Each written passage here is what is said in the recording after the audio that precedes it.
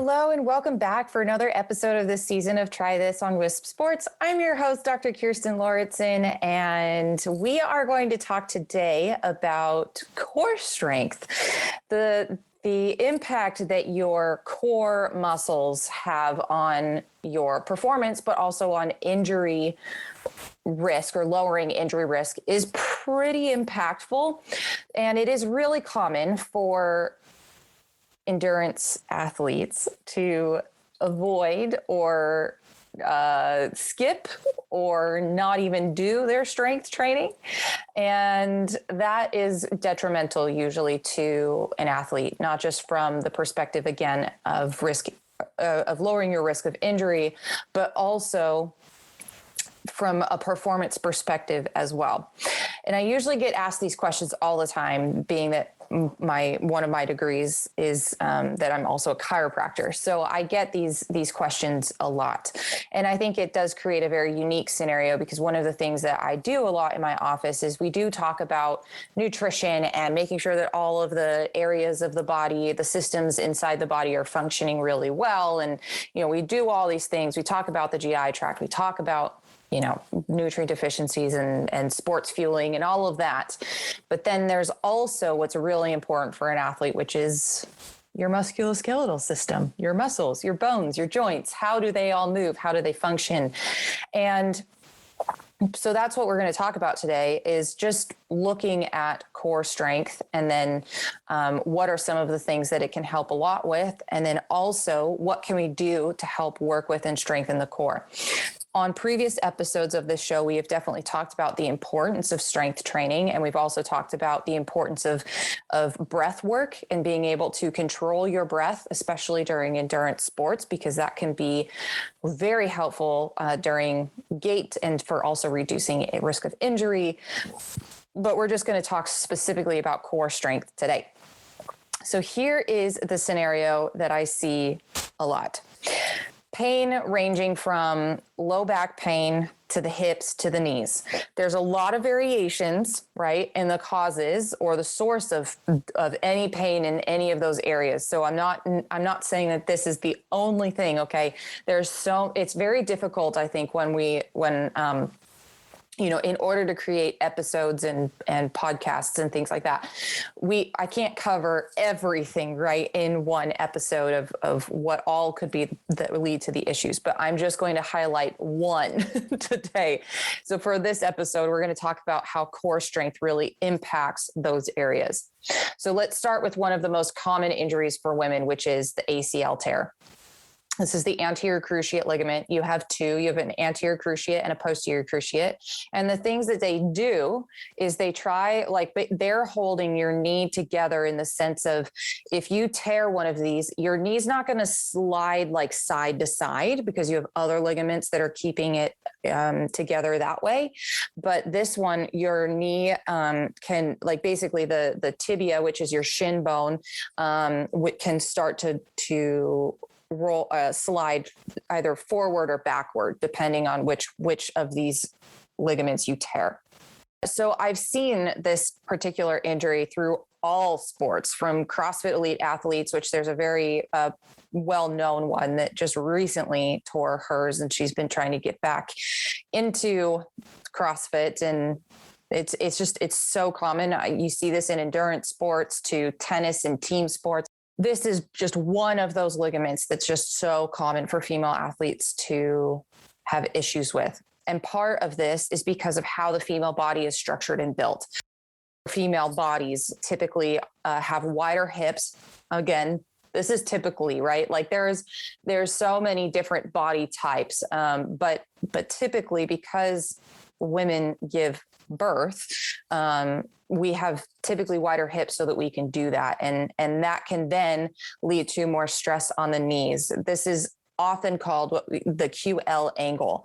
So it's basically where you draw a line from the inner knee to the outer hip, and that can show you how, like, an increased or decreased angle can kind of give us an idea of if you might be more, if there are imbalance. And so that's basically what we're talking about, is just because of the way that structure is, that can then, it can just predispose you to different things. But then on top of that, if there are any imbalances in how women are using their muscles, like the quadriceps or your gluteal muscles, we can see certain patterns. So essentially, you have this structure with the bones and the joints, and then you have all these different patterns of how we use our muscles. So for example, it's really common for women to have dominant quadricep muscles, meaning that, in most ways that you'll use your legs, you'll use your quads more than you'll activate, your hamstrings or your glutes. And this is most predominantly seen when somebody jumps up onto something or down from something, or when they squat. This can be part of what causes the knees to fold in or collapse inward. It's really common, but it's also a very bad scenario in the sense that, especially when this happens over and over again, it can lead to increased stress on a lot of those tissues, which can then eventually lead to an injury. And then, you can see this exaggerated in something like when you jump down from something or jump up or squat or whatever. But if you also consider what's then happening every time you go through a running gait, right? So every time you're running, you can, on a more minute scale, you can see these patterns happen over and over again. And then that just can lead to patterns that then create injuries and can lead to that down the road. So this is why this is really important, because first off, when you have any kind of like ache or pain or injury or any type of something like that, this is one reason why, from like a doctor's perspective, really doing a very, very good exam and looking at all, like how the body is functioning is critical. Right. It's not just about doing some of the tests and working on the muscles in the joints. It's actually watching you move. It's looking at how the body is moving in these different scenarios that will ultimately give you a lot of information. If you go into, your doctor's office with low back pain and they don't look at your feet, right? That is just, it's only looking at where the pain is, and it's not asking the questions of where, like, what's causing this pain and where is it coming from. And if that, I'll explain that a little bit further. There are a lot of different types of patterns that can happen with our feet.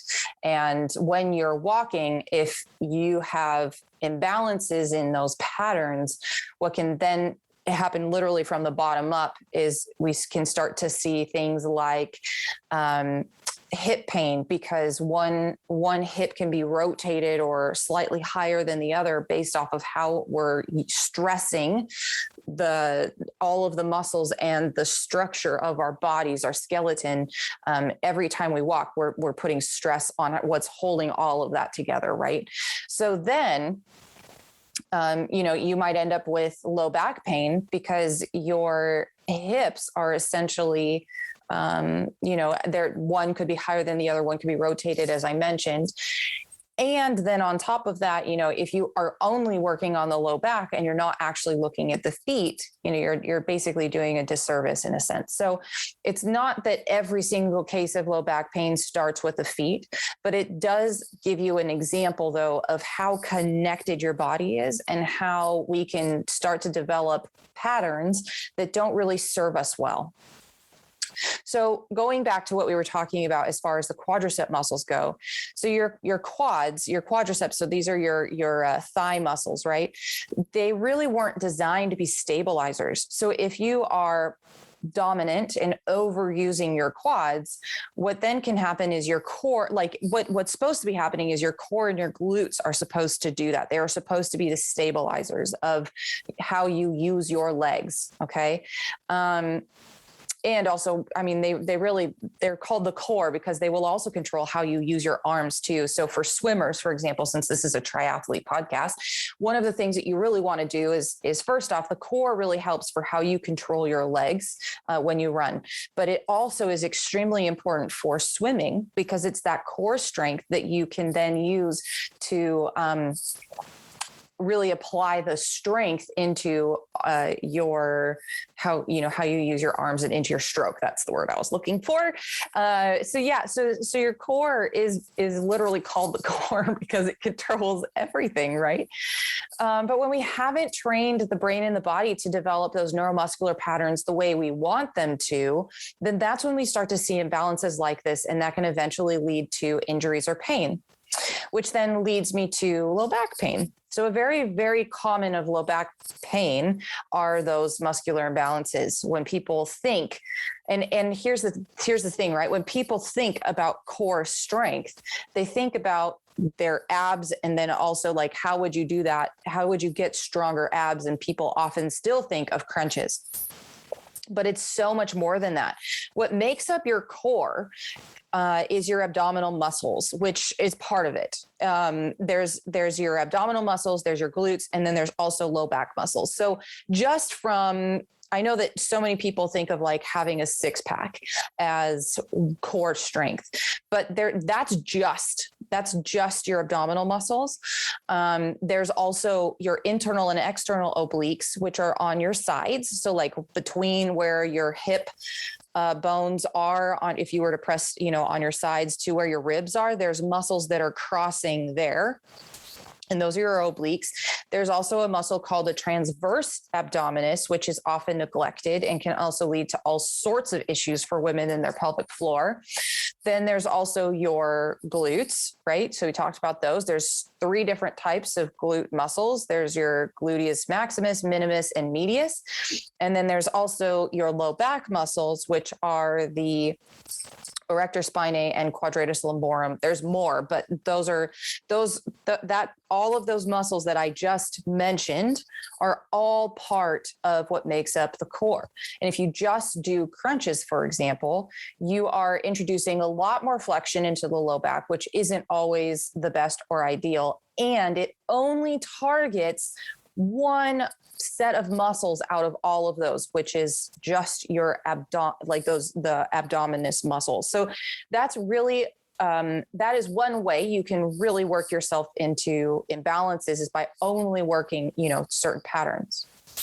But since all of those are all part of your core, a really good strength program is going to be looking at all those different areas and not just using, we're going to go into this next of how you strengthen or work with the core, but there's 2 different ways to do that. But it's not just about loading certain muscles. It's also about making those neuromuscular connections. So that's what we're going to get into right after this.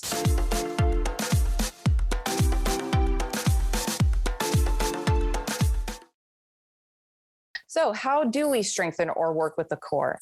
I break this into 2 parts, is what I was mentioning before a little break. There's exercises that work on loading the muscle, and then there are others that build strength through building stronger neuromuscular connections. When I was in chiropractic school, actually, I found this to be very interesting and quite humbling in my opinion. But when I was in chiropractic school, in my physical therapy classes, where we learned how to use different types of exercises and look at different types of injuries and what, is the best for, like, when does a body need, an adjustment or to work on the muscles, or when does it, and what part of the healing process and retraining process is when you apply, neuromuscular different exercises and things that help to strengthen if we had a loss of strength a lot, and that was part of maybe what caused the injury to come up. So yes, chiropractors do get some training in physical therapy as well. Not everybody uses it, rehabilitation and things like that, but we do get taught it usually. And in one of these classes, I was heavy into CrossFit at the time, and I was really proud of how strong I was. It was something that I, had worked really, really hard to build. And in class, when we were doing some of these exercises, I was amazed at how I could barely do what they call a dead bug exercise. And we're going to talk about that in a bit. And it became really clear to me that this is really where imbalances start, right? We can load the muscles up all day long, but if you're only kind of perpetuating a certain type of movement pattern, then that is ultimately where we can eventually lead to injuries and at least increase our risk of injury. So what I do when I talk with athletes about how to reduce their risk of injury is we want to break their strength training down into two parts. So we want to make sure that there's a heavy load perspective, and then there's also a neuromuscular perspective. So let's talk about that. From a strength perspective, we already talked about crunches. So they really don't do anything for your glutes or your low back muscles. So this is where movements like planks are one way to strengthen and load the entire core. They do work really well for that, and they can help to just help you activate every single, your low back, your glutes, your abdominal muscles. But then there's also lifting heavy. So weight bearing exercise helps to build and strengthen the core as well. Heavy weighted squats is an example of that.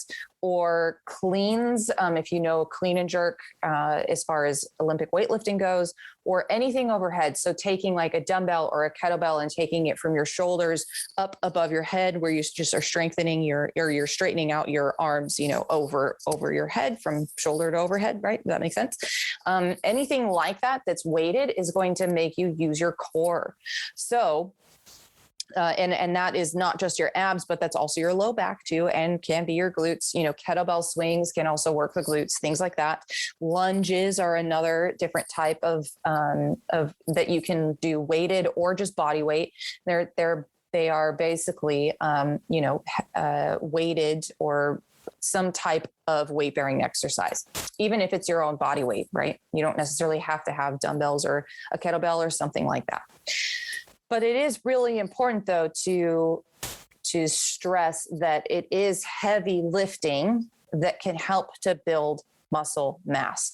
And it also helps to strengthen your bones. So there's many reasons why this is important to do. But these different types of exercises can help to build up your core. Another different type of strength training exercise that you can do is a lot of band work. This is where you take resistance bands, and then you do certain movements with them.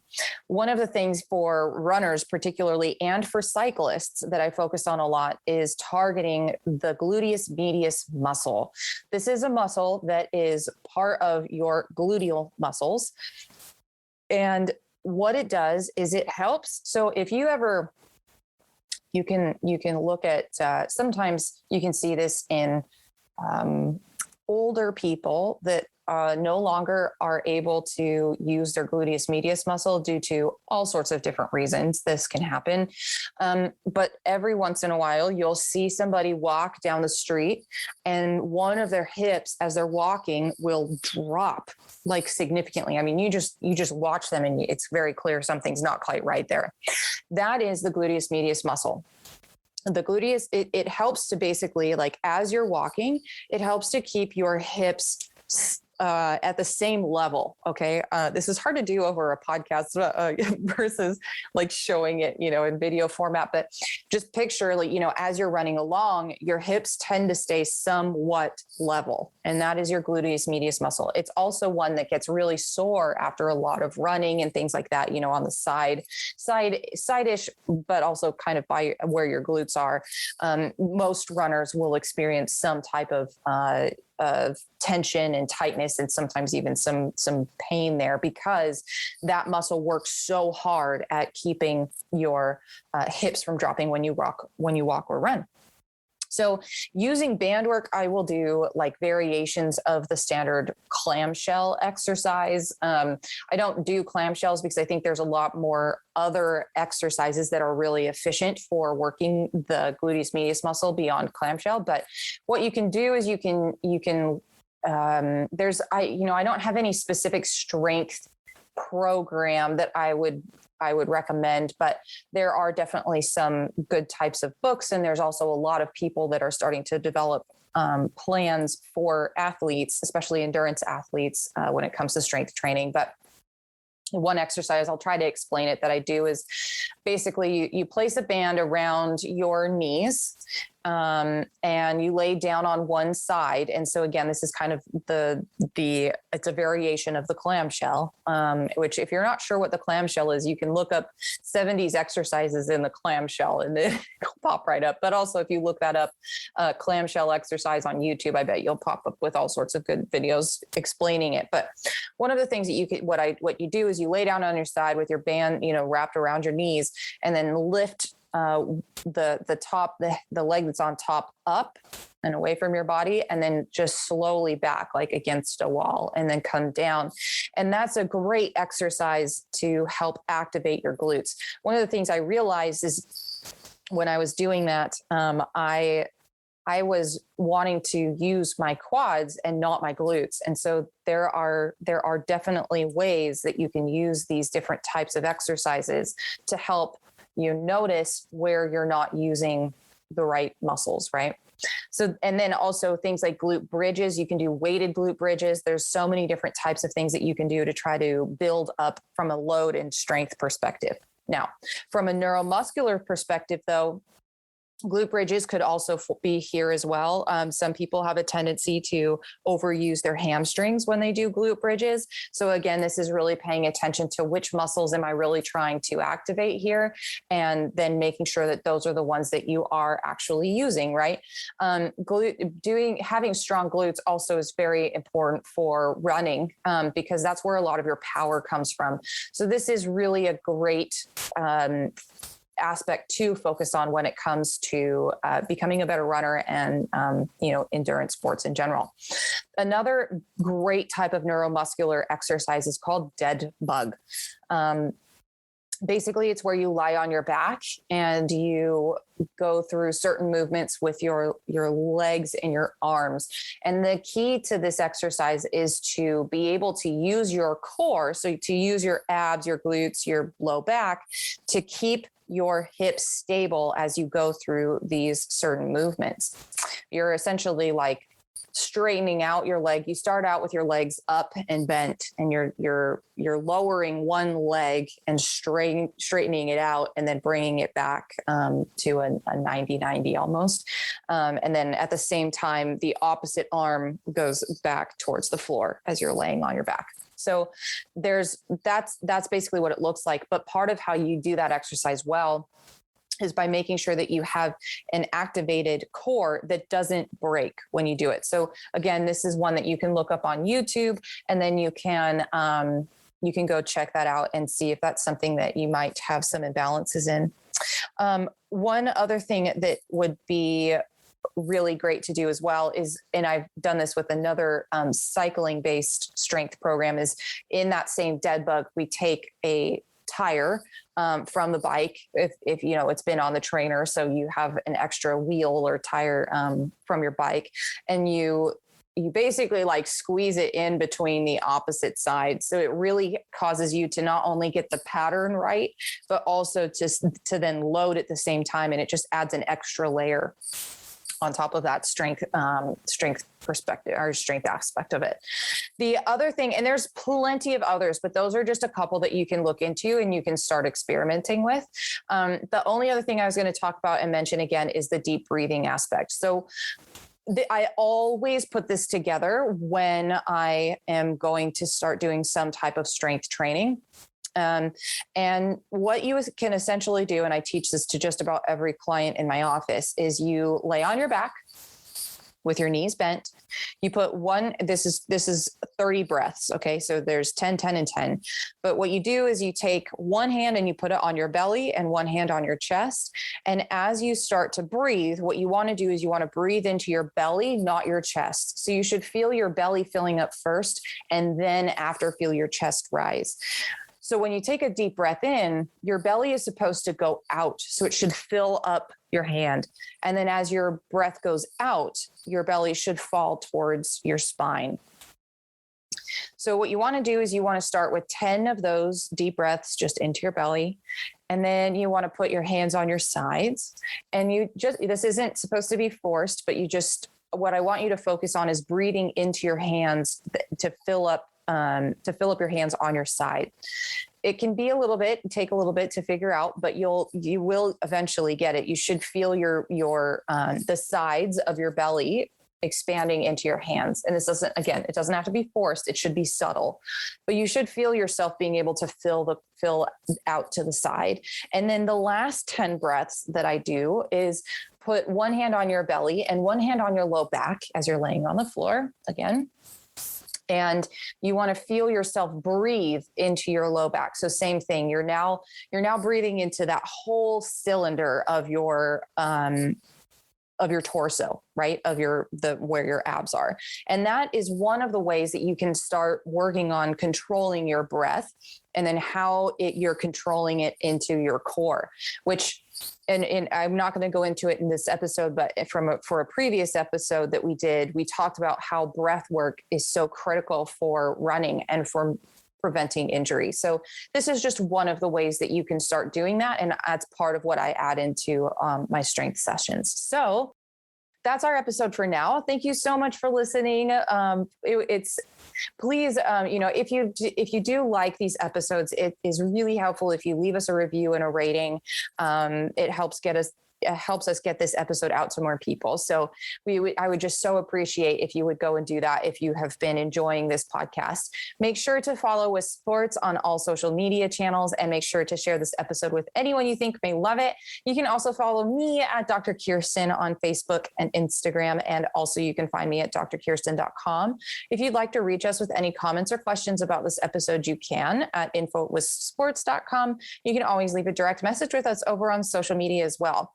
I'm also thinking that it might be time for another Q&A. So if you have any questions, please reach out, and we may choose those for the next episode when we do that. So, all right. Thank you so much for listening, and I'll be back next week. Take care.